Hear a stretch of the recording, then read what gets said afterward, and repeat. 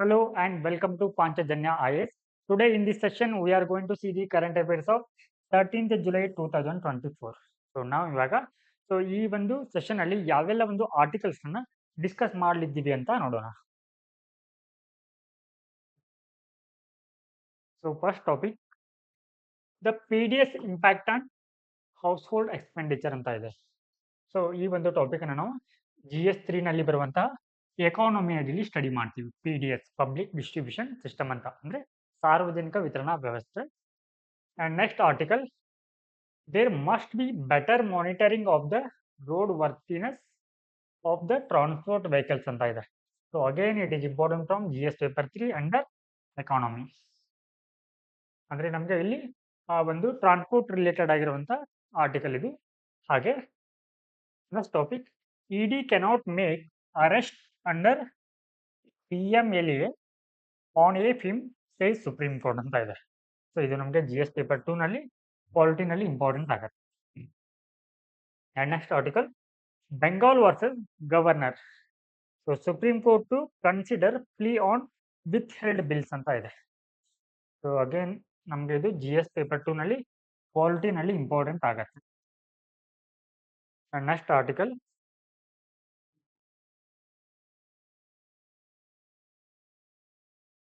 Philippines will stand our ground in South China Sea ಇದೆ. So ನಮಗೆ prelims perspective ನಲ್ಲಿ ಇದು South China Sea. Okay, so ಇದು important ಆಗುತ್ತೆ. ಸೊ ಇದರ ಕುರಿತಾಗಿ ಡಿಸ್ಕಷನ್ ಮಾಡೋಣ. Okay, so next topic, Ekalavya model residential schools ಅಂತ ಇದೆ. ಸೊ ಇದು ನಮಗೆ GS ಪೇಪರ್ 2 ನಲ್ಲಿ ಪಾಲಿಟಿನಲ್ಲಿ ಅಗೇನ್ ಇಂಪಾರ್ಟೆಂಟ್ ಆಗುತ್ತೆ. ಎಸ್, ಸೊ ನಿನ್ನೆ ಕ್ಲಾಸ್ನಲ್ಲಿ ಒಂದಿಷ್ಟು ಕ್ವಶನ್ಸ್ ಗಳನ್ನ ಡಿಸ್ಕಷನ್ ಮಾಡಿದ್ದೀವಿ. ಆ ಒಂದು ಕ್ವಶನ್ಸ್ಗೆ ಇವಾಗ ಆನ್ಸರ್ ಅನ್ನ ನೋಡೋಣ.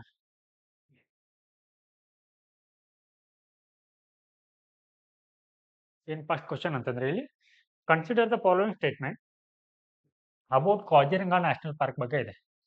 ಅಂದ್ರೆ ಕಾಜಿರಂಗ ನ್ಯಾಷನಲ್ ಪಾರ್ಕ್ ಕುರಿತಂತ ಕೆಳಗಿನ ಹೇಳಿಕೆಗಳನ್ನ ಗಮನಿಸಿ ಅಂತ ಕೊಟ್ಟಿದ್ದಾರೆ. ಸೊ ಇಲ್ಲಿ ಯಾವುದು ಸರಿ ಇದೆ ಅಂತ ಕೇಳಿದ್ದಾರೆ. ಮೇಲಿನ ಸ್ಟೇಟ್ಮೆಂಟ್ ಗಳಲ್ಲಿ ಯಾವುದು ಕರೆಕ್ಟ್ ಇದೆ ಅಂತ ಕೇಳಿದ್ದಾರೆ. ಸೊ ಹಿಯರ್ ಫಸ್ಟ್ ಸ್ಟೇಟ್ಮೆಂಟ್ ಏನಿದೆ, Kaziranga national park is located in Assam.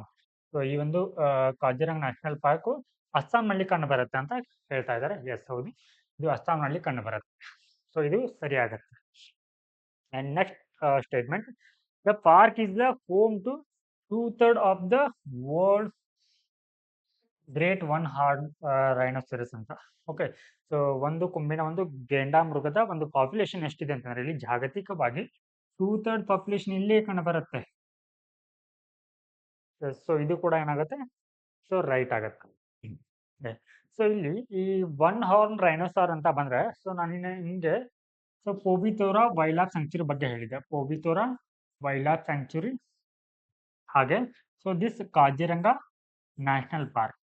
Okay, so ಇಲ್ಲಿ ಇಂಪಾರ್ಟೆಂಟ್ ಒನ್ ಥಿಂಗ್ ಏನಂತಂದ್ರೆ ಇಲ್ಲಿ ಸೊ ಇಲ್ಲಿ ಈ ಒನ್ ಹಾರ್ನ್ ಒಂದು ರೈನೋಸೆರಸ್ ಏನಿದೆ ಅಲ್ವಾ, ಸೊ ಇದರ ಡೆನ್ಸಿಟಿ ಜಾಸ್ತಿ ಕಂಡು ಬರುತ್ತೆ ಅಂತಂದ್ರೆ ಸೊ ಈ ಒಂದು ಪೋಬಿತೋರಾ ವೈಲ್ಡ್ ಲೈಫ್ ಸ್ಯಾಂಕ್ಚುರಿ ಕಂಡು ಬರುತ್ತೆ. ಓಕೆ, ಡೆನ್ಸಿಟಿ ಕಂಡು ಬರೋದು ಜಾಸ್ತಿ ಈ ಒಂದು ವೈಲ್ಡ್ ಲೈಫ್ ಸ್ಯಾಂಕ್ಚುರಿಯಲ್ಲಿ. ಸೊ ಜಾಸ್ತಿ ನಂಬರ್ ಯಾವ್ದು ಜಾಸ್ತಿ ಬರುತ್ತೆ ಇಲ್ಲಿ, ನಂಬರ್ ಅಂದ್ರೆ ಸಂಖ್ಯೆಯಲ್ಲಿ ಅತಿ ಹೆಚ್ಚು ಒಂದು ಈ ಒನ್ ಹಾರ್ನ್ ರೈನೋಸೆರಸ್ ಅನ್ನು ಹೊಂದಿರುವಂತದ್ದು ಸೊ ಈ Kaziranga national park. Okay, so ಹೀಗಾಗಿ ಎರಡು ಕೂಡ ಏನಾಗುತ್ತೆ ಇಲ್ಲಿ ಸ್ಟೇಟ್ಮೆಂಟ್ ರೈಟ್ ಆಗತ್ತೆ. So answer is, option C both 1 and 2 correct ಆಗುತ್ತೆ. Yes, so one more question is there, which of the following nations are the members of the BIMSTEC ಅಂತ ಕೇಳಿದ್ದಾರೆ. Okay, so ನಿನ್ನೆ ಕ್ಲಾಸ್ನಲ್ಲಿ ನಾವು BIMSTEC ಕಂಟ್ರಿಗಳ ಬಗ್ಗೆ ತಿಳ್ಕೊಂಡಿದ್ದೀವಿ. Okay, so total ಅಲ್ಲಿ ನಮಗೆ 7 ಬರುತ್ತೆ. ಸೊ ಮೆಂಬರಿಂಗ್ ಕಂಟ್ರಿ ಬರುತ್ತೆ. ಅದರಲ್ಲಿ ಸೌತ್ ಏಷ್ಯಾದಿಂದ 5 ದೇಶಗಳು, ಹಾಗೆ ಸೌತ್ ಈಸ್ಟ್ ಏಷ್ಯಾದಿಂದ 2 ದೇಶಗಳಂತ. ಓಕೆ, ಸೊ ಈ ಒಂದು BIMSTEC ಕಂಟ್ರಿಗಳನ್ನ ಮೆಂಬರ್ ಕಂಟ್ರಿಗಳನ್ನ ನೆನಪಿಟ್ಕೊಳ್ಳಿಕ್ಕೆ ಒಂದು ಟ್ರಿಕ್ಸ್ ಇದೆ. ಏನ್ ಟ್ರಿಕ್ಸ್ ಅಂತಂದ್ರೆ ಅದು MBBS ಪೇನ್ ಅಂತ. MBBS pain. So here first one, M ಅಂತಂದ್ರೆ ಮಾಲ್ಡೀವ್ಸ್, ಹಾಗೆ ಬಿ ಅಂದ್ರೆ Bhutan, and next one more B Bangladesh, ಹಾಗೆ ಎಸ್ ಅಂತಂದರೆ ಶ್ರೀಲಂಕಾ, ಪಿ ಅಂತಂದರೆ ಪಾಕಿಸ್ತಾನ್, ಸೊ ಇಲ್ಲಿ ಪಾಕಿಸ್ತಾನ್, ಎ ಅಂತಂದರೆ ಅಫ್ಘಾನಿಸ್ತಾನ್, ಹಾಗೆ ಇ ಅಂತಂದರೆ ಐ ಅಂತಂದರೆ India. Okay, Bharat or India. And next N ಅಂತಂದರೆ ನೇಪಾಳ. ಸೊ ಇದಕ್ಕೆ ಏನಂತಂದರೆ ಈ ಒಂದು ಟ್ರಿಕ್ಸನ್ನು ನಾವು ನೆನ್ಪಿಟ್ಕೊಳ್ಬೇಕಾಗತ್ತೆ, MBBS ಪೇನ್ ಅಂತ. Okay, yes. ಸೊ ಇದನ್ನು ನೋಡಿದರೆ ಸೊ ಇದರಲ್ಲಿ ಯಾವುದು ಎಕ್ಸ್ಕ್ಲೂಡ್ ಆಗುತ್ತೆ ಇಲ್ಲಿ? ಎನ್ ಅಂತಂದರೆ ನೇಪಾಳ ಇದೆ, ಬಿ ಅಂತಂದರೆ ಭೂತಾನ್ ಇದೆ, ಎಸ್ ಇಂಡೋನೇಷ್ಯಾ ಏನಾಗುತ್ತೆ, ಸೊ ಈ ಥರ ಮೆಂಬರ್ ಕಂಟ್ರಿ ಆಗಿರೋದಿಲ್ಲ. ಸೊ ಇಲ್ಲಿ ಯಾವುದಾಗತ್ತೆ, ಯಾವುದು ಎಸ್ ಮೆಂಬರ್ ಕಂಟ್ರಿ ಅಂತ ಕೊಟ್ಟಿದ್ದಾರೆ. ಸೊ ಹೀಗಾಗಿ ಇಲ್ಲಿ ನಮಗೆ 1, 2 ಮಾತ್ರ ಸರಿ ಆಗುತ್ತೆ. So option A only. Okay, only 1 and 2 correct ಆಗುತ್ತೆ. ಎಸ್. ಸೊ ನಾವು let us see the articles in details. Yes. So ಈ ಒಂದು ಆರ್ಟಿಕಲ್ ನಮಗೆ ದಿ ಹಿಂದೂ ನ್ಯೂಸ್ ಪೇಪರ್ನ ಪೇಜ್ ನಂಬರ್ 6 ನಲ್ಲಿ ಇದೆ. ಓಕೆ, ಸೊ ಏನಿದು ಟಾಪಿಕ್ ಅಂತಂದ್ರೆ the PDS impact on household expenditure ಅಂತ ಇದೆ. ಸೊ ಇಲ್ಲಿ PDS ಅಂತಂದ್ರೆ ಪಬ್ಲಿಕ್ ಡಿಸ್ಟ್ರಿಬ್ಯೂಷನ್ ಸಿಸ್ಟಮ್ ಅಂತ, ಅಂದ್ರೆ ಸಾರ್ವಜನಿಕ ವಿತರಣಾ ವ್ಯವಸ್ಥೆ. ಅಂದ್ರೆ ಈ ಒಂದು ಟೈಟಲ್ ಏನ್ ಹೇಳುತ್ತೆ ಅಂತಂದ್ರೆ, ಸೊ ಈ PDS ಅಂದ್ರೆ ಹೌಸ್ ಹೋಲ್ಡ್ ಅಂತಂದ್ರೆ ಕುಟುಂಬಗಳ ಒಂದು ಎಕ್ಸ್ಪೆಂಡಿಚರ್ ಮೇಲೆ ಸೊ ಯಾವ ರೀತಿ ಪರಿಣಾಮವನ್ನ ಬೀರುತ್ತೆ ಅಂತ ಸೊ ಈ ಒಂದು ಆರ್ಟಿಕಲ್ ಅಲ್ಲಿ ಡಿಸ್ಕಸ್ ಅನ್ನ ಮಾಡಿದ್ದಾರೆ. ಓಕೆ, ಸೊ ಅದ್ರ ಬಗ್ಗೆ ನಾವು ಇವಾಗ ಡೀಟೇಲ್ ಆಗಿ ತಿಳ್ಕೊಳ್ತಾ ಹೋಗೋಣ.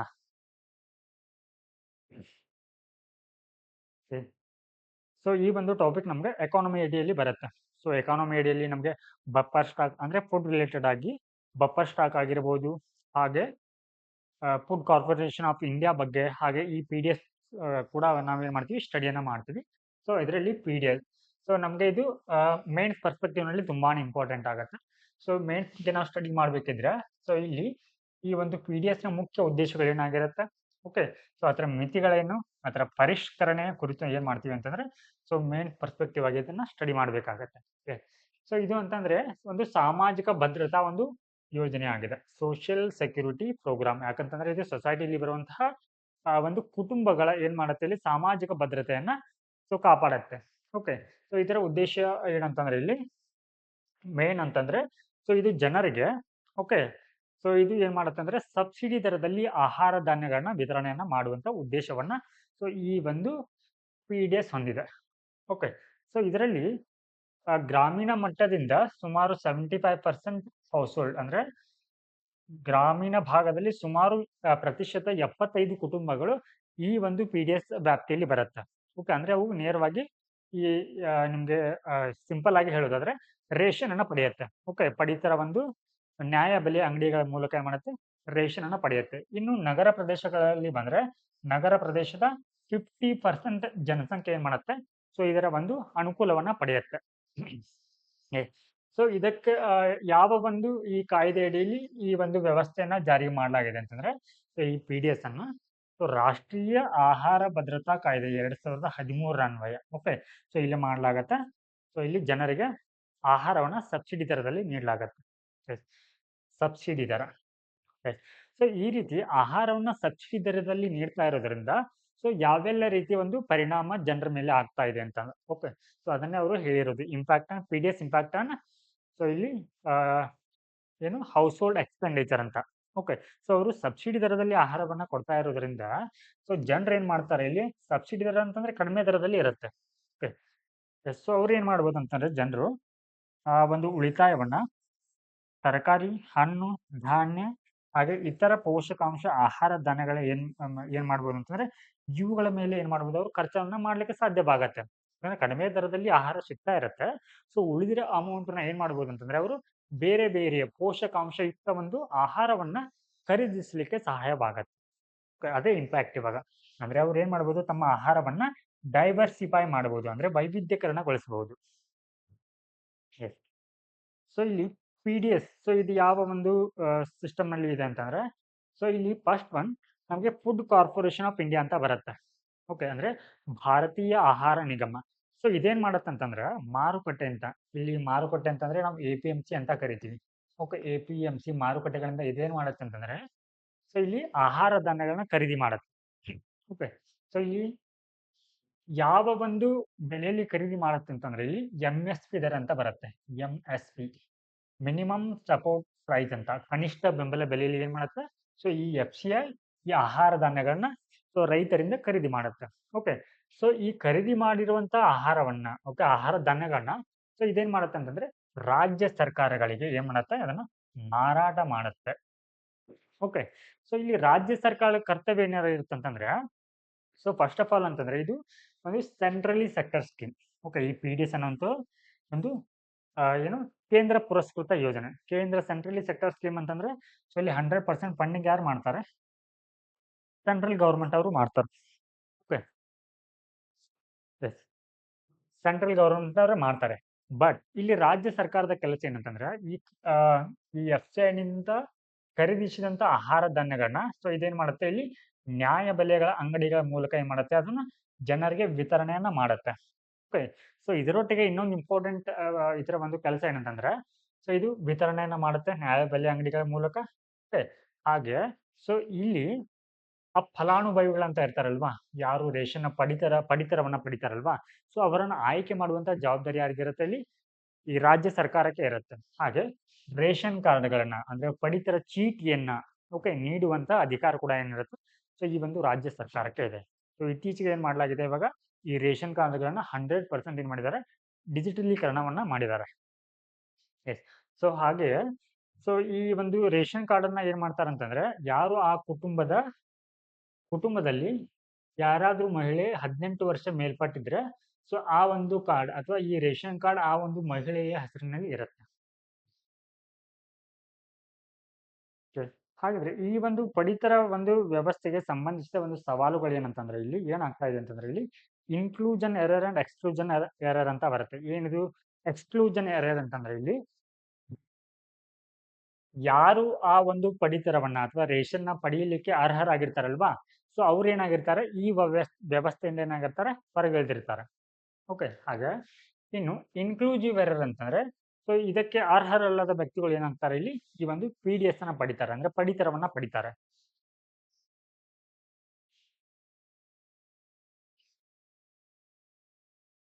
Now let us see the next article. So ಇದು ನಮ್ಗೆ ನೆಕ್ಸ್ಟ್ ಆರ್ಟಿಕಲ್. ಸೊ ಇದು ರೋಡ್ ಆಕ್ಸಿಡೆಂಟ್ ಬಗ್ಗೆ ಇದೆ, ಅಂದ್ರೆ ರಸ್ತೆ ಅಪಘಾತದ ಬಗ್ಗೆ ಇದೆ. ಸೊ ಇದನ್ನ ನಾವು ಎಕಾನಮಿಲಿ ಸ್ಟಡಿ ಮಾಡ್ತೀವಿ. ಸೊ ಎಕಾನಮಿಲಿ ನಮ್ಗೆ ಇನ್ಫ್ರಾಸ್ಟ್ರಕ್ಚರ್ ಅಂತ ಬರುತ್ತೆ. ಸೊ ಅದರಲ್ಲಿ ರೋಡ್ ವೇಸ್ ಅಂತ ಬರುತ್ತೆ. ಓಕೆ, ರೋಡ್ ವೇಸ್ ರಸ್ತೆ ಮಾರ್ಗಗಳು. ಸೊ ಅದರಲ್ಲಿ ನಮ್ಗೆ ಇದು ಇಂಪಾರ್ಟೆಂಟ್ ಆಗತ್ತೆ. ಸೊ ಇಲ್ಲಿ ನ್ಯಾಷನಲ್ ಕ್ರೈಮ್ ರೆಕಾರ್ಡ್ ಬ್ಯೂರೋ ಅವ್ರು ಏನ್ ಮಾಡಿದಾರೆ ಅಂತಂದ್ರೆ, ಸೊ ಒಂದು ವರದಿಯನ್ನ ನೀಡಿದ್ದಾರೆ. ಏನ್ ವರದಿ ಅಂತಂದ್ರೆ, ಇದು ಸೊ 2022ರಲ್ಲಿ ಸುಮಾರು 4.46 ಸೊ ಲ್ಯಾಕ್ ಏನಾಗಿದೆ ಅಂತಂದ್ರೆ ಆಕ್ಸಿಡೆಂಟ್ ಆಗಿದೆ. ಓಕೆ, ಸೊ ಈ ಒಂದು ಅಪಘಾತಗಳಲ್ಲಿ ಸುಮಾರು 1.71 ಲಕ್ಷ ಏನಾಗಿದ್ದಾರೆ, ಲ್ಯಾಕ್ ಪೀಪಲ್ ಡೈಡ್ ಆಗಿದ್ದಾರೆ. ಓಕೆ, ಹಾಗೆ ಸೊ ಇದರಿಂದ ಗಾಯಾಳುಗಳ ಸಂಖ್ಯೆ ಅಂದ್ರೆ, ಸೊ ಇಲ್ಲಿ ಇಂಜೂರ್ಡ್ ಪೀಪಲ್ ಎಷ್ಟಿದ್ದಾರೆ ಅಂತಂದ್ರೆ 4.23 ಲ್ಯಾಕ್. ಇದು NCRB ನೀಡಿರುವಂತಹ ರಿಪೋರ್ಟ್ ಆಗಿದೆ. ಹಾಗೆ ಸೊ ಇಲ್ಲಿ IIT ಡೆಲ್ಲಿ ಇವರು ಕೂಡ ಏನ್ ಮಾಡಿದ್ದಾರೆ, 2023ರಲ್ಲಿ ಒಂದು ವರದಿಯನ್ನ ನೀಡಿದ್ದಾರೆ. ಸೊ ಇವರ ಪ್ರಕಾರ 2021ರಲ್ಲಿ ಸೊ ಇಲ್ಲಿ ಪ್ರತಿ 1 ಲಕ್ಷ ಜನಸಂಖ್ಯೆಗೆ ಸೊ ಸುಮಾರು 11.3 ಏನಾಗತ್ತೆ, ಅಲ್ಲಿ ರೋಡ್ ಆಕ್ಸಿಡೆಂಟ್ ಆಗತ್ತೆ ಅಂತ ಸೊ ಈ ಒಂದು ವರದಿ ಹೇಳುತ್ತೆ. ಸೊ ಇವರು ಈ ಒಂದು ಆರ್ಟಿಕಲ್ ಅಲ್ಲಿ ನಮ್ಗೆ ವೇ ಫಾರ್ವರ್ಡ್ ಆಗಿ, ಅಂದ್ರೆ ಈ ರೀತಿಯ ಒಂದು ರೋಡ್ ಆಕ್ಸಿಡೆಂಟ್ಸ್ ಗಳನ್ನ ತಡೆಗಟ್ಟಲಿಕ್ಕೆ ಯಾವೆಲ್ಲ ಒಂದು ಕ್ರಮಗಳನ್ನ ತೆಗೆದುಕೊಳ್ಬೇಕಂತ ಸೊ ಅದರಲ್ಲಿ ನಮ್ಗೆ ಏನ್ ಹೇಳಿದ್ದಾರೆ, ಇಲ್ಲಿ ಪರಿಹಾರವನ್ನ ಹೇಳಿದ್ದಾರೆ. ಏನ್ ಪರಿಹಾರ ಅಂತಂದ್ರೆ, ಇಲ್ಲಿ ಲೋಕಲ್ ಅಥಾರಿಟಿ ಅಂದ್ರೆ ಸ್ಥಳೀಯ ಅಧಿಕಾರಿಗಳು. ಓಕೆ, ಸೊ ಅಂದ್ರೆ ಸ್ಟೇಟ್ ಗೌರ್ಮೆಂಟ್ ಏನ್ ಮಾಡ್ಬೋದು. ಓಕೆ, ಸೊ ಇಲ್ಲಿ ಸ್ಪೀಡ್ ಕಂಟ್ರೋಲ್ ಅನ್ನ, ವೇಗ ನಿಯಂತ್ರಕವನ್ನ ಅಳವಡಿಸಿಕೊಳ್ಳೋದು. ಅಂದ್ರೆ ಈ ರಸ್ತೆ ಅಪಘಾತಗಳನ್ನ ತಡೆಗಟ್ಟಲಿಕ್ಕೆ. ಹಾಗೆ ಸೊ ಇಲ್ಲಿ ಸ್ಪೀಡ್ ಬ್ರೇಕರ್ ಅಂತ ಬರುತ್ತೆ, ವೇಗವನ್ನ ನಿಯಂತ್ರಿಸಲಿಕ್ಕೆ. ಹಾಗೆ ಸೊ ಎನ್ಫೋರ್ಸ್ ಎಕ್ಸಿಸ್ಟಿಂಗ್ ಸ್ಟ್ಯಾಂಡರ್ಡ್ ಅಂದ್ರೆ ಅಸ್ತಿತ್ವದಲ್ಲಿರುವ ಮಾನದಂಡಗಳನ್ನ ಏನ್ ಮಾಡೋದು, ಇಲ್ಲಿ ಜಾರಿಯನ್ನ ಮಾಡಬೇಕು. ಹಾಗೆ ಸೊ ಇವುಗಳನ್ನ, ಈ ಡಿವೈಸ್ಗಳನ್ನ, ಓಕೆ, ಈ ಸ್ಪೀಡ್ ಬ್ರೇಕರ್ಗಳನ್ನ ಆಗಿರ್ಬೋದು, ಸ್ಪೀಡ್ ಕಂಟ್ರೋಲ್ಗಳಾಗಿರ್ಬೋದು, ಇವುಗಳನ್ನ ಮೇಂಟೈನ್ ಮಾಡ್ಲಿಕ್ಕೆ ಇಲ್ಲಿ ಏನ್ ಬೇಕು, ಸೊ ಇಲ್ಲಿ ಸ್ಕಿಲ್ಡ್ ಒಂದು ಸಿಬ್ಬಂದಿಗಳ ಅವಶ್ಯಕತೆ ಇರುತ್ತೆ. ಓಕೆ, ಸೊ ಇದನ್ನ ಇಂಪ್ಲಿಮೆಂಟ್ ಮಾಡೋದು. ಹಾಗೆ ministry of road and transport and highway ಅಂತ ಬರುತ್ತೆ. ಸೊ ಇವರ ಕರ್ತವ್ಯವೇನಾಗಿರ್ಬೇಕಂತಂದ್ರೆ ಇವರು ಕಂಪ್ಲೀಟ್ ಡೇಟಾ. ಓಕೆ, ಸೊ ಇವರು ಒಂದು ಸಮಗ್ರವಾದಂತಹ ಒಂದು ಮಾಹಿತಿಯನ್ನ ಏನ್ ಮಾಡ್ಬೇಕು, ಇಲ್ಲಿ ನಿರ್ವಹಣೆಯನ್ನ ಮಾಡಬೇಕು. ಹಾಗಿದ್ರೆ ಯಾವುದರ ಕುರಿತು ಅವರು ಮಾಹಿತಿಯನ್ನ ಕಲೆ ಹಾಕ್ಬೇಕಂತಂದ್ರೆ ಇಲ್ಲಿ ವೆಹಿಕಲ್ ರಿಜಿಸ್ಟ್ರೇಷನ್ ಬಗ್ಗೆ, ಅಂದ್ರೆ ವೆಹಿಕಲ್ ನೋಂದಣಿ ಬಗ್ಗೆ, ಹಾಗೆ safety certification and testing centre and as well as report and audit ಅನ್ನ ಮಾಡುವಂಥದ್ದು. ಓಕೆ, ಸೊ ಇದು ಇವರ ಕರ್ತವ್ಯವಾಗಿರಬೇಕು. ಹಾಗೆ ಕೊನೆಯದಾಗಿ ಏನಂತಂದ್ರೆ ಸಾರ್ವಜನಿಕರಿಗೆ ಏನಿರಬೇಕು, ಸೊ ಈ ರಸ್ತೆ ಅಪಘಾತದ ಕುರಿತು ಏನಿರಬೇಕು, ಅರಿವಿರಬೇಕು. ಸೊ ಇದಿಷ್ಟನ್ನ ನಾವು ವಿ ಫಾರ್ವರ್ಡ್ ನಲ್ಲಿ ಬರೀಬಹುದು.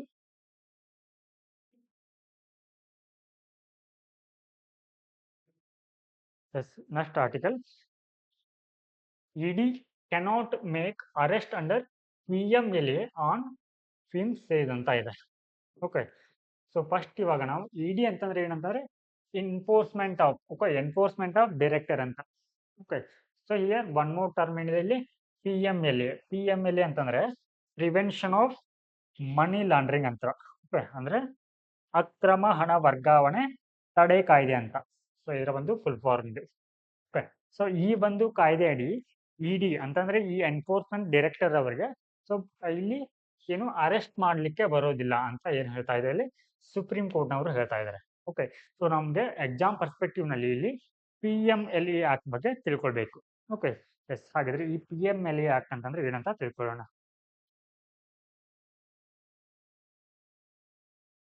S, so prevention of money laundering act ಅಂತ. ಓಕೆ, ಸೊ ಅದಕ್ಕೆ ಕನ್ನಡದಲ್ಲಿ ಅಕ್ರಮ ಹಣ ವರ್ಗಾವಣೆ ತಡೆ ಕಾಯ್ದೆ ಅಂತ ಕರಿತೀವಿ, PMLA. ಏನಿದು ಅಕ್ರಮ ಹಣ ವರ್ಗಾವಣೆ ಕಾಯ್ದೆ? ಫಸ್ಟ್ ಒನ್ ಇವಾಗ ಅಕ್ರಮ ಹಣ ಅಂತಂದ್ರೆ ಏನಂತ ತಿಳ್ಕೊಳ್ಬೇಕು, ಅಥವಾ ಮನಿ ಲಾಂಡ್ರಿಂಗ್ ಅಂತಂದ್ರೆ. ಓಕೆ, ಸೊ ಇಲ್ಲಿ ಮನಿ ಲಾಂಡ್ರಿಂಗ್ ಅಂತಂದ್ರೆ ಸೊ ಯಾರು ಇಲ್ಲಿ ಅಕ್ರಮವಾಗಿ ಗಳಿಸಿರ್ತಾರಲ್ವಾ ಆ ಹಣವನ್ನ ಏನ್ ಮಾಡ್ತಾರೆ ಅಂತಂದ್ರೆ ಸೊ ಕಾನೂನುಬದ್ಧ ಹಣವಾಗಿ ಏನ್ ಮಾಡ್ತಾರೆ, ಅದನ್ನ ಪರಿವರ್ತನೆಯನ್ನ ಮಾಡ್ತಾರೆ. ಓಕೆ, ಫಾರ್ ಎಕ್ಸಾಂಪಲ್ ಇವಾಗ ಒಬ್ಬ ಗೌರ್ಮೆಂಟ್ ಎಂಪ್ಲಾಯಿಗೆ ಪ್ರತಿ ತಿಂಗಳು 25,000 ಬರುತ್ತೆ ಅಂತ ಅನ್ಕೊಳ್ಳೋಣ. ಓಕೆ, ಸೊ ಈತ ಏನ್ ಮಾಡ್ತಾನೆ ಇಲ್ಲಿ ಇದರ ಈ ಒಂದು ವಾರ್ಷಿಕ ಆದಾಯವನ್ನ ಕ್ಯಾಲ್ಕುಲೇಟ್ ಮಾಡಿದಾಗ ಸೊ ಈತ ಹೊಂದಿರೋದು ಏನಾಗಿರುತ್ತೆ, ಆ ಆದಾಯಕ್ಕಿಂತ ಹೆಚ್ಚುವರಿ ಒಂದು ಆದಾಯವನ್ನ ಸಂಗ್ರಹಣ ಮಾಡಿರ್ತಾನೆ. ಓಕೆ, ಸೊ ಇದನ್ನ ಲೀಗಲ್ ಮಾಡ್ಕೋತಾನೆ, ಕಾನೂನುಬದ್ಧವಾಗಿ ಮಾಡ್ಕೋತಾನೆ. ಬೇರೆ ಎಲ್ಲಾದ್ರೂ ಏನು ಹೂಡಿಕೆ ಮಾಡಿದೀನಿ ಅಂತ ಸ್ವಲ್ಪ ಒಂದು ದಾಖಲೆಯನ್ನ ಸೃಷ್ಟಿಸುವ ಮೂಲಕ. ಸೊ ಈ ರೀತಿ ಏನ್ ಮಾಡ್ತಾರೆ ಅಂತಂದ್ರೆ, ಅಂದ್ರೆ ಇಲ್ಲಿ ಹೆಚ್ಚುವರಿ ಆದಾಯ ಯಾವಾಗ ಬಂದಿರುತ್ತೆ ನಮ್ಗೆ, ಲಂಚವನ್ನ ಪಡೆದ ಲಂಚ ರೂಪದಲ್ಲಿ ಪಡೆದಾಗ ಮಾತ್ರ ಬಂದಿರುತ್ತೆ ನಮ್ಗೆ. ಓಕೆ, ಸೊ ಈ ಲಂಚವನ್ನ ಅವನು ಏನ್ ಮಾಡ್ತಾನೆ, ಕಾನೂನುಬದ್ಧ ಹಣವಾಗಿ ಪರಿವರ್ತನೆಯನ್ನ ಮಾಡ್ತಾನೆ. ಸೊ ಇಲ್ಲಿ ಉದಾಹರಣೆಗೆ ನೋಡೋದಾದ್ರೆ ಸೊ ಇಲ್ಲಿ ಹೆಚ್ಚಾಗಿ ಏನ್ ಮಾಡ್ತಾರೆ ಅಂತಂದ್ರೆ ಈ ಒಂದು ಸಿನಿಮಾ ಇಂಡಸ್ಟ್ರಿಗಳಲ್ಲಿ ಹೂಡಿಕೆನ ಮಾಡ್ತಾರೆ ಕೆಲವೊಬ್ರು. ಓಕೆ, ಸೊ ಅಲ್ಲಿ ಹೂಡಿಕೆ ಮಾಡಿದ್ರು ಆ ಪಿಕ್ಚರ್ ಫ್ಲಾಪ್ ಆದ್ರೂ ಕೂಡ ಏನ್ ಮಾಡ್ತಾರೆ ಅಂತಂದ್ರೆ ಪಿಕ್ಚರ್ ಏನಾಗಿದೆ ಹಿಟ್ ಆಗಿದೆ ಅಂತ, ಅಂದ್ರೆ ಹಿಟ್ ಆಗಿದೆ ಅಂದ್ರೆ ಏನ್ ಅರ್ಥ, ಅಲ್ಲಿ ಜಾಸ್ತಿ ಲಾಭ ಬಂದಿದೆ ಅಂತ ಅರ್ಥ ಆಗತ್ತೆ. ಓಕೆ, ಸೊ ಅದನ್ನ ಅವರು ಆ ಮೂಲಕ ತೋರಿಸ್ಕೊಳ್ತಾರೆ. ಎಸ್, ಸೊ ಇದು ಏನಾಗತ್ತೆ ಅಂತಂದ್ರೆ ಅಕ್ರಮವಾಗಿ ಗಳಿಸಿದ ಹಣವನ್ನ ಮೇಲ್ನೋಟಕ್ಕೆ ಕಾನೂನುಬದ್ಧ ಹಣವಾಗಿ ಪರಿವರ್ತಿಸುವಂತ ಕ್ರಿಯೆಗೆ ಏನಂತ ಕರಿತೀವಿ, ಅಕ್ರಮ ಹಣ ಅಂತ ಅಥವಾ ಮನಿ ಲಾಂಡ್ರಿಂಗ್ ಅಂತ ಕರಿತೀವಿ. ಓಕೆ, ಸೊ ಈ ಒಂದು ಕಾಯ್ದೆನ ಯಾಕೆ ಪಾಸ್ ಮಾಡಲಾಗಿದೆ ಅಂತಂದ್ರೆ ಇಲ್ಲಿ ಸೊ ಮನಿ ಲಾಂಡ್ರಿಂಗ್ ಪ್ರಕರಣಗಳನ್ನ ತಡೆಗಟ್ಟಲಿಕ್ಕೆ, ಹಾಗೆ ಮನಿ ಲಾಂಡ್ರಿಂಗ್ ನಿಂದ ಪಡೆದ ಆಸ್ತಿಯನ್ನ ಅಂದ್ರೆ ಅಕ್ರಮ ಹಣದಿಂದ ಪಡೆದಂತಹ ಆಸ್ತಿಯನ್ನ ಸೊ ಇಲ್ಲಿ ಮುಟ್ಟುಗೋಲು ಹಾಕಲಿಕ್ಕೆ ಅಂದ್ರೆ ಸೀಜ್ ಮಾಡ್ಲಿಕ್ಕೆ. ಓಕೆ, ಸೊ ಈ ಒಂದು ಕಾಯ್ದೆನ ಜಾರಿಗೆ ತರಲಾಗಿದೆ. ಸೊ ನೆಕ್ಸ್ಟ್, ಸೊ ಇಲ್ಲಿ ಮಾದಕ ವಸ್ತು ಅಂದ್ರೆ ಡ್ರಗ್ಸ್, ಇವುಗಳನ್ನ ಕಳ್ಳ ಸಾಗಣೆ ಹಾಗೆ ಭಯೋತ್ಪಾದನೆಗೆ ಹಣಕಾಸು ಒದಗಿಸುವಂತ ಕಾನೂನು ಬಾಹಿರ ಚಟುವಟಿಕೆಗಳಿಗೆ ಸಂಬಂಧಿಸಿದ ಮನಿ ಲಾಂಡ್ರಿಂಗ್ ಅನ್ನ ಏನ್ ಮಾಡಲಿಕ್ಕೆ ಸೊ ಎದುರಿಸಲಿಕ್ಕೆ ಸೊ ಈ ಒಂದು ಕಾಯ್ದೆನ ಜಾರಿಗೆ ತರಲಾಗಿದೆ.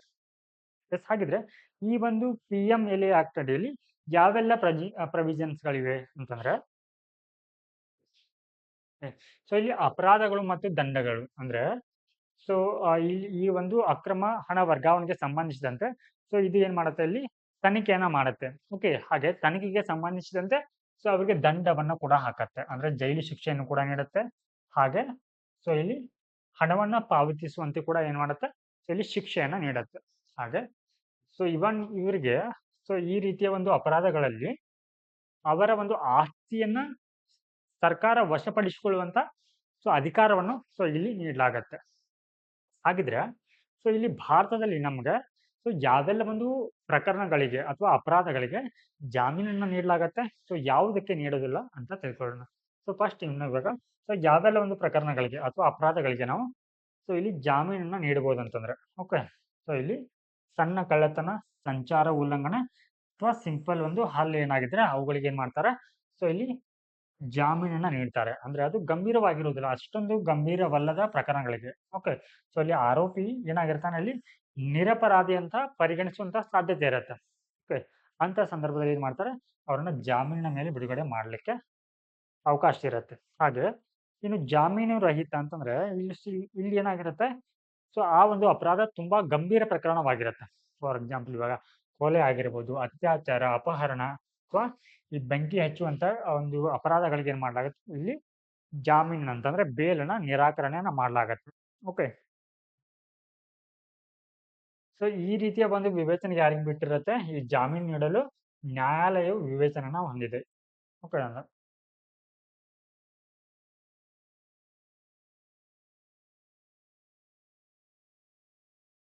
Yes, now let us see the next topic.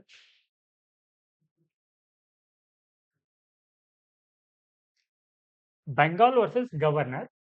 Supreme court consider plea on with bills ಅಂತ ಇದೆ. ಸೊ ಏನಿದು ಬೆಂಗಾಲ್ ವರ್ಸಸ್ ಗವರ್ನರ್ ಅಂತಂದ್ರೆ, ಸೊ ಈ ಬೆಂಗಾಳದ ಸರ್ಕಾರ ಅಂದ್ರೆ ಪಶ್ಚಿಮ ಬಂಗಾಳದ ಸರ್ಕಾರ ಮತ್ತು ಗವರ್ನರ್, ಆ ಒಂದು ರಾಜ್ಯದ ಗವರ್ನರ್ ನಡುವೆ ಏನಾಗಿದೆ, ಒಂದು ಸಂಘರ್ಷ ಏರ್ಪಟ್ಟಿದೆ. ಯಾಕೆ ಈ ಸಂಘರ್ಷ ಏರ್ಪಟ್ಟಿದೆ ಅಂತಂದ್ರೆ, ಸೊ ಈ ಒಂದು ಪಶ್ಚಿಮ ಬಂಗಾಳ ಸರ್ಕಾರ ಪಾಸ್ ಮಾಡಿರುವಂತಹ 8 ಕಾಯ್ದೆಗಳನ್ನ ಏನ್ ಮಾಡಿದೆ ಅಂತಂದ್ರೆ, ಸೊ 2022ರಲ್ಲಿ ಇಲ್ಲಿದೆ ನೋಡಿ.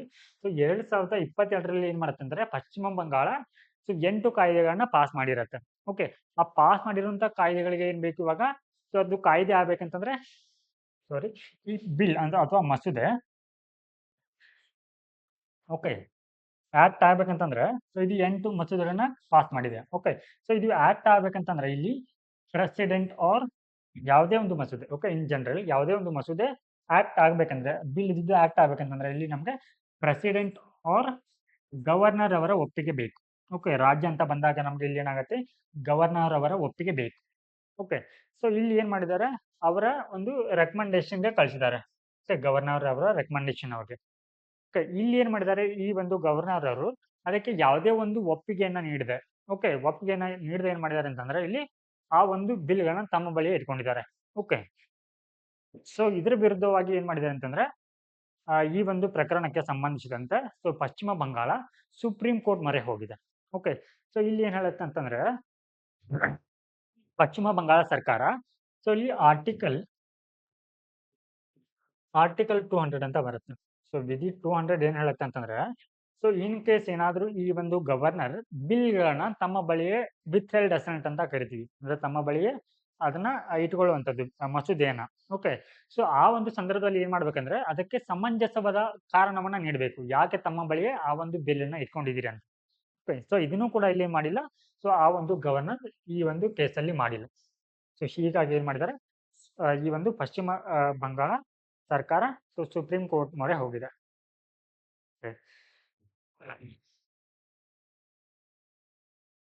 ಹಾಗಿದ್ರೆ ಈ ಬಿಲ್ ಕುರಿತು, ಈ ಬಿಲ್ಗಳ ಮೇಲೆ ಅಥವಾ ಮಸೂದೆಗಳ ಮೇಲೆ ಸೊ ಈ ಒಂದು ಗವರ್ನರ್‌ಗಳಿಗೆ ಅಂದರೆ ರಾಜ್ಯಪಾಲರಿಗೆ ಯಾವೆಲ್ಲ ರೀತಿಯ ಅಧಿಕಾರಗಳು ಇರುತ್ತೆ ಅಂತಂದ್ರೆ ಇಲ್ಲಿ, ಸೊ ಇತ್ತೀಚೆಗೆ ಏನ್ ಹೇಳಿದೆ ಅಂತಂದ್ರೆ ಈ ಸರ್ವೋಚ್ಚ ನ್ಯಾಯಾಲಯ ಸುಪ್ರೀಂ ಕೋರ್ಟ್ ರಾಜ್ಯಪಾಲರು ಮಸೂದೆಗೆ ಒಪ್ಪಿಗೆಯನ್ನು ತಡೆ ಹಿಡಿಯಲು ಬಯಸಿದಾಗ, ಅಂದ್ರೆ ವಿತ್ ಹೋಲ್ಡ್ ಅಸೆಂಟ್, ಇಂಗ್ಲಿಷ್ ನಲ್ಲಿ ವಿತ್ ಹೋಲ್ಡ್ ಅಸೆಂಟ್ ಅಂತ. ಓಕೆ. ತಡೆ ಹಿಡಿಯಲು ಬಯಸಿದಾಗ ಅವ್ರೇನ್ ಮಾಡ್ಬೇಕಿಲ್ಲಿ, ಸಂವಿಧಾನದ 200ನೇ ವಿಧಿಯಲ್ಲಿ ವಿವರಿಸಿರುವ ನಿರ್ದಿಷ್ಟ ಕ್ರಮವನ್ನ ಅನುಸರಿಸುವುದು ಕಡ್ಡಾಯವಾಗಿದೆ. ಏನಿದು ನಿರ್ದಿಷ್ಟ ಕ್ರಮವನ್ನ ಅನುಸರಿಸುವುದು ಕಡ್ಡಾಯವಾಗಿದೆ ಅಂತಂದ್ರೆ, ಏನಿದು ನಿರ್ದಿಷ್ಟ ಕ್ರಮ ಅಂತಂದ್ರೆ, ಮೇಲೆ ಹೇಳಿದ ಹಾಗೆ ಅವರು ವಿತ್ ಹೋಲ್ಡ್ ಅಸೆಂಟ್ ಮಾಡಿದಾಗ ಅದಕ್ಕೆ ನಿರ್ದಿಷ್ಟವಾದಂತ ಏನ್ ಮಾಡ್ಬೇಕು, ಸಮಂಜಸವಾದಂತ ಕಾರಣವನ್ನ ನೀಡಬೇಕು. ಅಂದ್ರೆ ವಿತ್ ಹೋಲ್ಡ್ ಅಸೆಂಟ್ ಅನ್ನ ಯಾಕೆ ಮಾಡಿದೀನಿ ಅಂತ. ಓಕೆ. ಸೊ ಇದು ಏನ್ ಹೇಳುತ್ತೆ, ಸುಪ್ರೀಂ ಕೋರ್ಟ್ ಹೇಳುತ್ತೆ.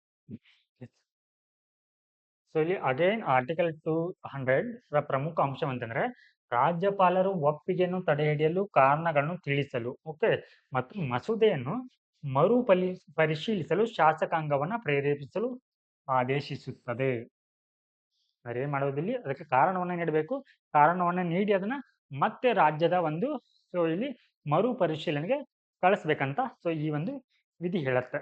ಎಸ್. ಸೊ ಇಲ್ಲಿ ಇದರ ಕುರಿತಾಗಿ ನಮಗೆ ಮತ್ತೆ ಸುಪ್ರೀಂ ಕೋರ್ಟ್ ಏನೆಲ್ಲ ತೀರ್ಪನ್ನ ನೀಡಿದೆ ಅಂತಂದ್ರೆ ಇಲ್ಲಿ, ಸೊ ಇದು ಕೇವಲ ಪಶ್ಚಿಮ ಬಂಗಾಳ ಅಂತಲ್ಲ, ಹಲವಾರು ರಾಜ್ಯಗಳಲ್ಲಿ ಏನಾಗ್ತಾ ಇದೆ ಅಂತಂದ್ರೆ, ಸೊ ಆಯಾ ರಾಜ್ಯ ಸರ್ಕಾರಗಳು ಪಾಸ್ ಮಾಡಿರುವಂತ ಮಸೂದೆಗಳನ್ನ ಏನ್ ಮಾಡ್ತಾ ಇದ್ದಾರೆ, ಗವರ್ನರ್ ಅವರು ತಡೆ ಹಿಡಿತಾ ಇದ್ದಾರೆ. ಫಾರ್ ಎಕ್ಸಾಂಪಲ್ ಇವಾಗ ಕೇರಳ ನೋಡಿರ್ಬೋದು, ಪಂಜಾಬ್ ಆಗಿರ್ಬೋದು, ಇಂತಹ ರಾಜ್ಯಗಳಲ್ಲಿ ಸುಮಾರು ಉದಾಹರಣೆಗಳು ಇವಾಗ ಕಂಡು ಬರುತ್ತೆ. ಎಸ್.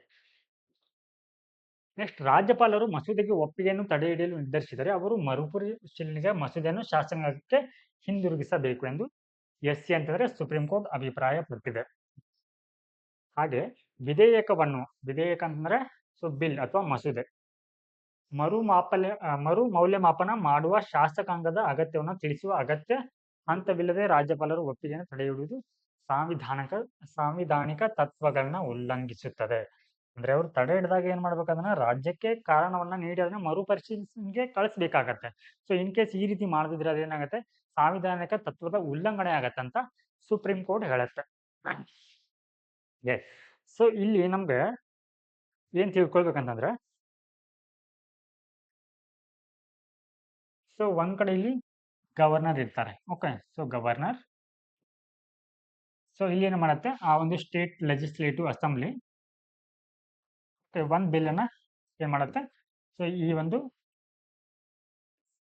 ಗವರ್ನರ್ಗೆ ಏನ್ ಮಾಡುತ್ತೆ, ಅದನ್ನ ಪಾಸ್ ಮಾಡುತ್ತೆ. ಓಕೆ, ಸೊ ಇದನ್ನ ಪಾಸ್ ಮಾಡಿದಾಗ ಸೊ ಇಲ್ಲಿ ರಾಜ್ಯಪಾಲರ ಬಳಿ 4 ಚಾಯ್ಸಸ್ ಇರುತ್ತೆ, 4 ಆಪ್ಷನ್ ಇರುತ್ತೆ. ಏನಂತಂದ್ರೆ, ಫಸ್ಟ್ ಆಪ್ಷನ್ ಅವರು ಆ ಒಂದು ಬಿಲ್ಗೆ ಅಸೆಂಟ್ ಅನ್ನ, ಓಕೆ ಅಂದ್ರೆ ಒಪ್ಪಿಗೆನ ನೀಡ್ಬೇಕಂತಲ್ಲ, ನೀಡಬಹುದು. ಓಕೆ, ಹಾಗೆ ಸೆಕೆಂಡ್ ಆಪ್ಷನ್ ಅಂತಂದ್ರೆ ಸೊ ಅದನ್ನ ವಿತ್ ಹೆಲ್ಡ್ ಮಾಡಬಹುದು, ಅಂದ್ರೆ ಅದನ್ನ ತಡೆ ಹಿಡಿಬಹುದು. Withheld assent. Yes. So ಇಲ್ಲಿ ವಿತ್ ಹೆಲ್ಡ್ ಅಸೆಂಟ್ ಮಾಡಿದಾಗ ಸೊ ಆರ್ಟಿಕಲ್ ಏನ್ ಹೇಳುತ್ತೆ, ಆರ್ಟಿಕಲ್ 200. ಎಸ್. ಸೊ ಅದಕ್ಕೆ ಅದನ್ನ ಮರು ಪರಿಶೀಲನೆಗಾಗಿ ರಾಜ್ಯ ಸರ್ಕಾರಕ್ಕೆ ಕಳಿಸ್ಬೇಕಂತ ಹೇಳುತ್ತೆ. ಅಂದ್ರೆ ಸೊ ಅಲ್ಲಿ ಸೂಕ್ತವಾದ ಒಂದು ಕಾರಣವನ್ನ ನೀಡಬೇಕಂತಾನು ಹೇಳುತ್ತೆ. ಎಸ್. ಥರ್ಡ್ ಆಪ್ಷನ್ ಏನಿರುತ್ತೆ ಇಲ್ಲಿ, ಅದನ್ನ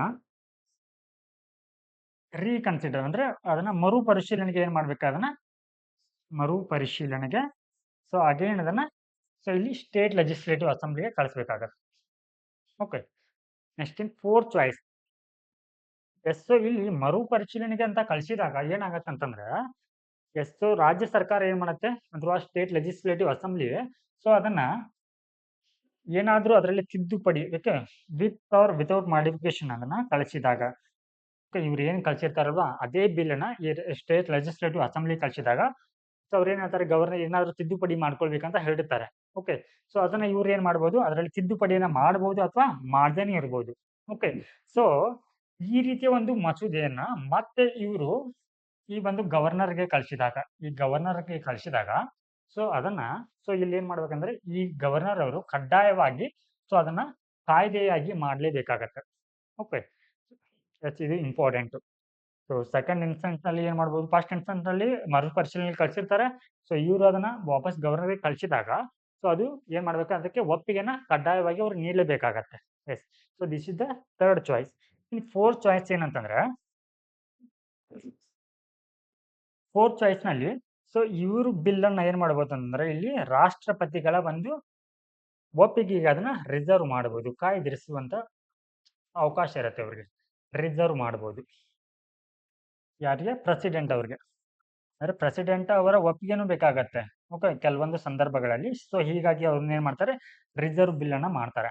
ಓಕೆ, ಸೊ ಈ ರಿಸರ್ವ್ ಬಿಲ್ ಮಾಡುವಾಗ ಏನಾಗತ್ತೆ ಅಂದ್ರೆ, ಒಂದ್ಸಲ ಆದ್ರೆ ಆರ್ಡಿನರ್ ಬಿಲ್ ಆಗಿದ್ರೆ ಸೊ ಇಲ್ಲಿ ಪ್ರೆಸಿಡೆಂಟ್ ಅವ್ರಿಗೆ ಕಳ್ಸಿದ್ಮೇಲೆ ಸೊ ಇವ್ರಿಗೆ ಅಧಿಕಾರ ಮುಗಿದು ಹೋಗುತ್ತೆ ಆ ಒಂದು ಬಿಲ್ ಕುರಿತು. Okay, yes. ಸೊ ಇಲ್ಲಿ ಮರುಪರಿಶೀಲನೆಗೆ ಕಳಿಸ್ಬೇಕಂತ ಹೇಳಿದ್ದೆ ನಾನು ಬಿಲ್. ಯಾವ್ದಂತಂದ್ರೆ ಇಲ್ಲಿ 2 ಟೈಪ್ಸ್ ಆಫ್ ಬಿಲ್ ಬರುತ್ತೆ. First one ordinary bill and finance bill ಅಂತ. ಕೇವಲ ಇಲ್ಲಿ ಈ ರಾಜ್ಯಪಾಲರು ಆರ್ಡಿನರಿ ಬಿಲ್ ಅನ್ನ ಮಾತ್ರ ಏನ್ ಮಾಡ್ಬೋದು ಅಂದ್ರೆ ಈ ಸ್ಟೇಟ್ ಲೆಜಿಸ್ಲೇಟಿವ್ ಅಸೆಂಬ್ಲಿಗೆ ಸೊ ಅದನ್ನ ಮರುಪರಿಶೀಲನೆಗೆ ಕಳಿಸ್ಲಿಕ್ಕೆ ಅವಕಾಶ ಇರುತ್ತೆ. ಆದ್ರೆ ಇಲ್ಲಿ ಫೈನಾನ್ಸ್ ಬಿಲ್ ಅನ್ನ ಅಥವಾ ಹಣಕಾಸು ಮಸೂದೆಯನ್ನ ಸೊ ಇಲ್ಲಿ ಪುನರ್ ಪರಿಶೀಲನೆಗೆ ಕಳಿಸ್ಲಿಕ್ಕೆ ಸಾಧ್ಯ ಇರುವುದಿಲ್ಲ. ಹಾಗೆ ಸೊ ಈ ಬಿಲ್ ಅನ್ನ ಅಂದ್ರೆ ಫೈನಾನ್ಸ್ ಬಿಲ್ ಅನ್ನ ಇವ್ರು ಏನ್ ಮಾಡ್ಬೋದು, ರಾಷ್ಟ್ರಪತಿಗಳಿಗೆ ಒಂದು ಮನವಿಗೆ ಓಕೆ ಅದನ್ನ ಏನ್ ಮಾಡ್ಬೋದು ಅಂತಾರೆ, ಅವ್ರಿಗೆ ಆ ಒಂದು ಬಿಲ್ ಅನ್ನ ರಿಸರ್ವ್ ಮಾಡ್ಬೋದು. ಇದಕ್ಕೆ ಅವಕಾಶ ಇರುತ್ತೆ. ಹಾಗಿದ್ರೆ ಸೊ ಈ ರಾಷ್ಟ್ರ ಈ ಏನ್ ಫೋರ್ತ್ ಚಾಯ್ಸ್ ಇದೆ ಅಲ್ವಾ, ರಾಷ್ಟ್ರಪತಿಗಳಿಗೆ ಕಾಯ್ದಿರಿಸುವಂತ ಚಾಯ್ಸಸ್ ಏನಿದೆ ಅಲ್ವಾ, ಸೊ ಅದನ್ನ ಯಾವಾಗೆಲ್ಲ ಈ ಒಂದು ಗವರ್ನರ್ ಅವರು ಮಾಡ್ತಾರಂತಂದ್ರೆ, ಸೊ ಫಸ್ಟ್ ಒನ್, ಆ ಒಂದು ಕಾಯ್ದೆ ಅಂದ್ರೆ ರಾಜ್ಯ ಸರ್ಕಾರ ಪಾಸ್ ಮಾಡಿರುವಂತಹ ಕಾಯ್ದೆ, ಸೊ ಇಲ್ಲಿ ಸಂವಿಧಾನದ ನಿಬಂಧನೆಗಳ ವಿರುದ್ಧವಾಗಿದ್ರೆ, ಓಕೆ. ಹಾಗೆ DPSP directive principle of state policy ರಾಜ್ಯ ನಿರ್ದೇಶಕ ತತ್ವಗಳಿಗೆ ವಿರುದ್ಧವಾಗಿದ್ದಾಗ, ಹಾಗೆ ಇದು ದೇಶದ ಹಿತಾಸಕ್ತಿ ಮತ್ತು ರಾಷ್ಟ್ರೀಯ ಪ್ರಾಮುಖ್ಯತೆ ಏನಾದರೂ ಧಕ್ಕೆಯನ್ನ ಉಂಟು ಮಾಡುವಂತಿದ್ರೆ, ಓಕೆ, ಅಂತಹ ಕಾಯ್ದೆಗಳನ್ನ ಅವ್ರು ಏನ್ ಮಾಡ್ತಾರೆ, ಸೊ ರಾಷ್ಟ್ರಪತಿಗಳಿಗೆ ಅದನ್ನ ಮೀಸಲಿಡ್ತಾರೆ, ಆ ಒಂದು ಕಾಯ್ದೆಗಳನ್ನ ಅಂದ್ರೆ ಕಾಯ್ದಿರಿಸ್ತಾರೆ. Yes, now let us see the next article. Centralized recruitment for tribal schools set up row over language cultural barriers ಅಂತ ಇದೆ. ಸೊ ಇಲ್ಲಿ ನಮ್ಗೆ ಇಂಪಾರ್ಟೆಂಟ್ ಏನಂತಂದ್ರೆ Ekalavya, so Ekalavya model residence school ಅಂತ ಬರುತ್ತೆ. ಓಕೆ, ಸೊ ಇಲ್ಲಿ ಏನಾಗಿದೆ ಅಂತಂದ್ರೆ, ಸೊ ಈ ಒಂದು ಶಾಲೆಗಳಲ್ಲಿ ಮುಖ್ಯವಾಗಿ ಈ ಒಂದು ಸ್ಕೀಮ್ ಬಗ್ಗೆ ತಿಳ್ಕೊಳ್ಳೋಣ. ಸೊ ಆ ಬಗ್ಗೆ, ಸೊ ಅದಾದ ನಂತರ ಇದರ ಒಂದು ಹಿನ್ನೆಲೆಯನ್ನ ನೋಡೋಣ. ಸೊ ಏನಿದು EMRS ಅಂತಂದ್ರೆ ಏಕಲವ್ಯ ರೆಸಿಡೆನ್ಷಿಯಲ್ ಸ್ಕೂಲ್ ಅಂತ. ಓಕೆ, ಸೊ ಈ ಶಾಲೆಗಳನ್ನ ಅಥವಾ ಈ ಮಾದರಿ ಶಾಲೆಗಳನ್ನ ಯಾಕೆ ಜಾರಿಗೆ ತಂದಿದ್ದಾರೆ ಅಂತಂದ್ರೆ, so this is for Indian tribal or ST schedule tribes ಗಳಿಗೆ ಅಕ್ರಾಸ್ ಇಂಡಿಯಾ. ಸೊ ಇವರಿಗೆ ಶಾಲೆಯನ್ನ ಅಂದ್ರೆ ಬುಡಕಟ್ಟು ಸಮುದಾಯದ ಮಕ್ಕಳ ಒಂದು ಶಿಕ್ಷಣಕ್ಕಾಗಿ ಸೊ ಈ ರೀತಿಯ ಶಾಲೆಗಳನ್ನ ಜಾರಿಗೆ ತಂದಿದ್ದಾರೆ. ಓಕೆ, ಸೊ ಇದನ್ನ 1997 ಮತ್ತು 98ರಲ್ಲಿ ಸೊ ಈ ಒಂದು ಮಾಡೆಲ್ ರೀತಿಯ ಶಾಲೆಗಳು ಜಾರಿಯಲ್ಲಿವೆ. ಸೊ ಈ ಒಂದು ಶಾಲೆಗಳಲ್ಲಿ ಇಲ್ಲಿ CBC ಪಠ್ಯಕ್ರಮ ಏನ್ ಮಾಡ್ಲಾಗತ್ತೆ, ಫಾಲೋವನ್ನ ಮಾಡ್ಲಾಗತ್ತೆ. Okay, yes. ಸೊ ಇದು ಏನಾಗಿದೆ ಅಂತಂದ್ರೆ, ಇದರಲ್ಲಿ ಸೊ ಇದಕ್ಕೆ ಎಕ್ಸಾಮ್ ಯಾರು ಕಂಡಕ್ಟ್ ಮಾಡ್ತಾರೆ ಅನ್ನೋದು ಕೂಡ ಇಂಪಾರ್ಟೆಂಟ್ ಆಗುತ್ತೆ. ಓಕೆ, ಅಂದ್ರೆ ಈ ಒಂದು ಏಕಲವ್ಯ ಮಾಡೆಲ್ ರೆಸಿಡೆನ್ಸ್ ಸ್ಕೂಲ್ಗೆ ಸ್ಟಾಫ್ನ ಆಯ್ಕೆ ಮಾಡ್ಕೋಬೇಕಲ್ವಾ, ಆ ಟೀಚರ್ಸ್ನ. ಸೊ ಅದಕ್ಕೆ ಎಕ್ಸಾಮ್ ಯಾರು ಕಂಡಕ್ಟ್ ಮಾಡ್ತಾರೆ ಇಲ್ಲಿ, NTA national testing agency. Okay, so ಇವರು ಕೂಡ ಏನಂತಂದ್ರೆ, so again this agency NEET exam ಕೂಡ ಕಂಡಕ್ಟ್ ಮಾಡ್ತಾರೆ.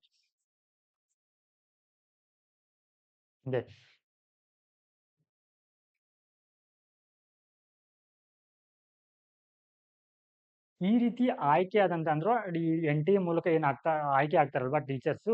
ಸೊ ಇಲ್ಲಿ ಅವರನ್ನ ಏನು ಈ ಒಂದು ದಕ್ಷಿಣ ಭಾರತದ ರಾಜ್ಯಗಳಿಗೆ ಏನ್ ಮಾಡ್ತಾ ಇದ್ದಾರೆ, ಅವರನ್ನ ಪೋಸ್ಟಿಂಗ್ ಮಾಡ್ತಾ ಇದ್ದಾರೆ. ಸೊ ಇಲ್ಲಿ ಏನಾಗ್ತಾ ಇದೆ, ಇಲ್ಲಿ ಅವರು ಉತ್ತರ ಭಾರತದಿಂದ ಬರೋದ್ರಿಂದ ಸೊ ಅಲ್ಲಿ ಹೆಚ್ಚಾಗಿ ಹಿಂದಿ ಭಾಷೆನ ಮಾತನಾಡ್ತಾರೆ. ಆ ಒಂದು ಟೀಚರ್ ಸೊ ಇಲ್ಲಿ ದಕ್ಷಿಣ ಭಾರತದ ರಾಜ್ಯಗಳಿಗೆ ಬಂದು ಸೊ ಇಲ್ಲಿ ಟೀಚ್ ಮಾಡ್ಬೇಕಾಗಿದ್ರೆ ಅವ್ರಿಗೆ ಏನೆಲ್ಲ ಸಮಸ್ಯೆಗಳು ಎದುರಾಗತ್ತೆ ಅಂತಂದ್ರೆ, ಇಲ್ಲಿ ಮುಖ್ಯವಾಗಿ ಅವರು ಈ ಒಂದು ಪರಿಸರಕ್ಕೆ ಅವರಿಗೆ ಆಹಾರ ಹೋಗ್ತಾ ಇಲ್ಲ. ಹಾಗೆ ಸೊ ಇವರ ಒಂದು ಟೀಚಿಂಗ್ ಆ ಒಂದು ಬುಡಕಟ್ಟು ಜನರ ಮಕ್ಕಳಿಗೆ ಏನಾಗ್ತಾ ಇಲ್ಲ, ಅರ್ಥವಾಗ್ತಾ ಇಲ್ಲ. ಸೊ ಈ ಒಂದು ಸಮಸ್ಯೆ ಕಂಡು ಬರ್ತಾ ಇದೆ. ಸೊ ಇಲ್ಲಿ ಅಂಟಿಲ್ ಲಾಸ್ಟ್ ಇಯರ್ ಅಂದ್ರೆ ಕಳೆದ ವರ್ಷದವರೆಗೆ staff recruitment for the ministry of tribal affairs flagship Ekalavya school was done by state authority. So ಈ ಒಂದು ಸ್ಟಾಪ್ ಅನ್ನ, ಈ ಏಕಲವ್ಯ ಮಾಡೆಲ್ ಸ್ಕೂಲ್ ರೆಸಿಡೆನ್ಸ್ ಇದೇನ್ ಸ್ಕೂಲ್ ಇದೆ ಅಲ್ವಾ, ಸೊ ಇವ್ರಿಗೆ ಸ್ಟಾಫ್ ಅನ್ನ ಅಪಾಯಿಂಟ್ ಮಾಡುವಂತ ಜವಾಬ್ದಾರಿ ಇತ್ತಂತಂದ್ರೆ ಇಲ್ಲಿ ಸ್ಟೇಟ್ ಅಥಾರಿಟೀಸ್ಗೆ ಇತ್ತು. ಬಟ್ ಅದನ್ನ 2023ರಲ್ಲಿ ಏನ್ ಮಾಡ್ಲಾಗತ್ತೆ ಅಂದ್ರೆ, ಈ ಒಂದು ಜವಾಬ್ದಾರಿಯನ್ನ so responsibility was being shifted to the national education society for tribal students. So ಇವ್ರಿಗೆ ಏನ್ ಮಾಡ್ಲಾಗತ್ತೆ, ಆ ಒಂದು ಹೊಣೆಗಾರಿಕೆಯನ್ನ ನೀಡಲಾಗುತ್ತೆ. ಅಂದ್ರೆ ಇವ್ರು ಟೀಚರ್ನ ಇವ್ರು ಸೆಲೆಕ್ಷನ್ ಮಾಡ್ತಾರೆ. ಎಸ್, ಸೊ ಇದಿಷ್ಟು ಈ ಒಂದು ಏಕಲವ್ಯ ಮಾಡೆಲ್ ರೆಸಿಡೆನ್ಸ್ ಸ್ಕೂಲ್ ಬಗ್ಗೆ ಇರುವಂತಹ ಮಾಹಿತಿ. ಸೊ ನಾವು let us C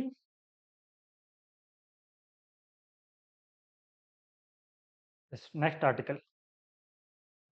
so Philippine, okay sorry, south China C ಬಗ್ಗೆ ಇದೆ. ಸೊ ಇದನ್ನ ನಾವು ಹಲವಾರು ಒಂದು ಆರ್ಟಿಕಲ್ಸ್ಗಳ ಬಗ್ಗೆ ಸೌತ್ ಚೀನಾ ಸಿ ಬಗ್ಗೆ ನೋಡ್ತಾನೆ ಬಂದಿದ್ದೀವಿ. ಸೊ ನಮ್ಗೆ ಇದು ಪ್ರಿಲಿಮ್ಸ್ ಪರ್ಸ್ಪೆಕ್ಟಿವ್ ನಲ್ಲಿ ಇಂಪಾರ್ಟೆಂಟ್ ಆಗುತ್ತೆ. ಸೊ ಇದನ್ನ ನಾವು ಮಾರ್ಕ್ ಬೇಸ್ ಕ್ವಶನ್ ಅಲ್ಲಿ ಇದನ್ನ ಸಾಲ್ವ್ ಮಾಡಬೇಕಾಗತ್ತೆ. ಸೊ ನೀವು ಇಲ್ಲಿ ನೋಡ್ಬೋದು ಸೌತ್ ಚೀನಾ ಸಿ ಕಂಡು ಬರುತ್ತೆ. ಸೊ ಈ ಒಂದು ಸೌತ್ ಚೀನಾದ ಸಿ ಕುರಿತು ಹಲವಾರು ದೇಶಗಳು ಏನ್ ಮಾಡ್ತಾ ಇದೆ ಅಂತಂದ್ರೆ, ಸೊ ತಮ್ಮ ಹಕ್ಕನ್ನ ಪ್ರತಿಪಾದಿಸ್ತಾ ಇದೆ. ಹಾಗಾದ್ರೆ ಯಾವೆಲ್ಲ ದೇಶಗಳು ಬರುತ್ತೆ ಇಲ್ಲಿ, ಫಿಲಿಪೈನ್ಸ್ ಬರುತ್ತೆ, ಇದರ ಬಾರ್ಡರಿಂಗ್ ಕಂಟ್ರಿ. ಮನಿಲಾ ಬರುತ್ತೆ. ಹಾಗೆ ಸೊ ಹಿಯರ್ ವಿಯೆಟ್ನಾಂ ಇದೆ, ಒಂದ್ ಕಡೆ ಚೀನಾ ಕೂಡ ಇದೆ. Okay,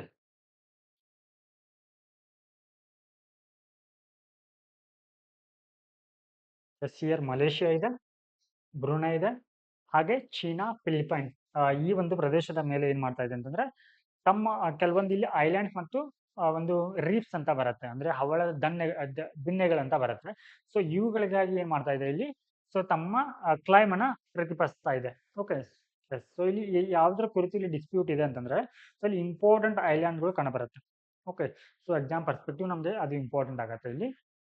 ಸ್ಪಾರ್ಕ್ಲೆ island, Paracel island and Pratas the Natuna island and Scarborough shoal ಅಂತ ಹೇಳಿ.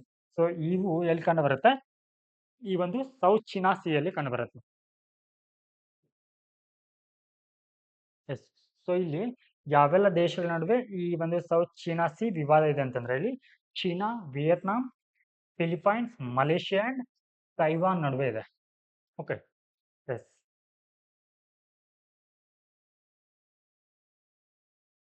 ಇವಾಗ ನಾವು ಪ್ರಿಲಿಮ್ಸ್ ರಿಲೇಟೆಡ್ ಆಗಿರುವಂತ ಒಂದು ಕ್ವಶನ್ ನೋಡೋಣ. ಸೊ ಅದರ ಉತ್ತರಗಳನ್ನ ನೀವು ನಾಳೆ ಕಾಮೆಂಟ್ ನಲ್ಲಿ ತಿಳಿಸಬೇಕಾಗತ್ತೆ. Consider the following statement. So ಇದು ಗವರ್ನರ್ ರಿಲೇಟೆಡ್ ಆಗಿರುವಂತ ಕ್ವಶನ್. ಇದರಲ್ಲಿ ಈಸ್ ಆರ್ ನಾಟ್ ಕರೆಕ್ಟ್ ಅಂತ ಕೇಳಿದ್ದಾರೆ. Is are not correct. When the governor reserves an ordinary bill for the consideration of the president. ಅಂದ್ರೆ ಯಾವಾಗ ಸೊ ಈ ಗವರ್ನರ್ ಅವರು so ಇಲ್ಲಿ ಈ ಒಂದು ಮಸೂದೆಯನ್ನ ಅಥವಾ ಸಾಮಾನ್ಯ ಮಸೂದೆಯನ್ನ ಈ ಒಂದು ಪ್ರೆಸಿಡೆಂಟ್ ಅವರ ಈ ಪ್ರೆಸಿಡೆಂಟ್ ಅವರ ಒಪ್ಪಿಗೆಗೆ ಅದನ್ನ ಕಾಯ್ದಿರಿಸಿರ್ತಾರಲ್ವಾ ಅವಾಗ he will ಅಂದ್ರೆ he ಅಂತಂದ್ರೆ ಯಾರಲ್ಲಿ governor governor will not have any further role in the enactment of the bill. So ಒಂದ್ಸಲ ಅವರು ರಾಷ್ಟ್ರಪತಿಗಾಗಿ ಆ ಒಂದು ಕಾಯ್ದೆಯನ್ನ ರಿಸರ್ವ್ ಮಾಡಿದ್ರೆ ಸೊ ಅವರಿಗೆ ಯಾವುದೇ ಆ ಬಿಲ್ ಮೇಲೆ ಯಾವುದೇ ಒಂದು ಅಧಿಕಾರ ಇರಲ್ಲ ಅಂತ ಸೊ ಈ ಒಂದು ಸ್ಟೇಟ್ಮೆಂಟ್ ಹೇಳ್ತಾ ಇದೆ. ಸೊ ಇದು ಸರಿನಾ ರಾಂಗ್ ಅಂತ ಇಲ್ಲಿ ಯಾವುದು ನಾಟ್ ಕರೆಕ್ಟ್ ಅಂತ ಹೇಳಿದ್ದಾರೆ. ಅಂಡ್ ಸೆಕೆಂಡ್ ಸ್ಟೇಟ್ಮೆಂಟ್ ಏನಿದೆ he cannot reserve the money bill for the consideration of the president ಅಂತ. ಅಂದ್ರೆ ಮನಿ ಬಿಲ್ ನ ಇವರು ಇಲ್ಲಿ ಪ್ರೆಸಿಡೆಂಟ್ ಅವರ ಒಂದು ಕನ್ಸಿಡರೇಷನ್ಗೆ ಕಳಿಸ್ಲಿಕ್ಕೆ ಬರೋದಿಲ್ಲ ಅಂತ ಹೇಳ್ತಾ ಇದ್ದಾರೆ. ಎಸ್. ಸೊ ಇದು ಕೂಡ ಏನಾಗುತ್ತೆ ಅಂತ ಸೊ ಇದಕ್ಕೆ ಆಪ್ಷನ್ ಇದೆ, 4 ಆಪ್ಷನ್ಸ್ ಇದೆ. ಸೊ ಯಾವುದು ಸರಿ ಉತ್ತರ ಆಗತ್ತೆ ಅಂತ ಕಮೆಂಟ್ ನಲ್ಲಿ ತಿಳಿಸಿ. ಸೊ ಇದರ ಉತ್ತರಗಳನ್ನ ನಾವು ನಾಳೆ ಕ್ಲಾಸ್ ನಲ್ಲಿ ಚರ್ಚಿಸೋಣ. ನಮಸ್ಕಾರ.